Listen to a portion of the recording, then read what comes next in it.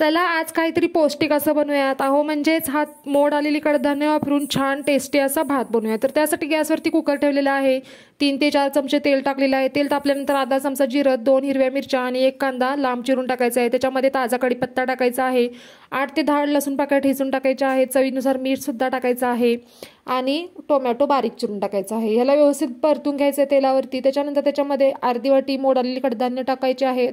अर्धा चमचा हळद, 1 चमचा गरम मसाला आणि 1 चमचा काश्मीरी लाल मिरची पावडर टाकून 15 मिनिटे भिजवलेले तांदूळ या फोडणीमध्ये टाकायचे। त्याच्यामध्येच कसुरी मेथी टाकायची आहे आणि ओली कोथिंबीर टाकून ह्याला व्यवस्थित परतून घ्यायचं आहे।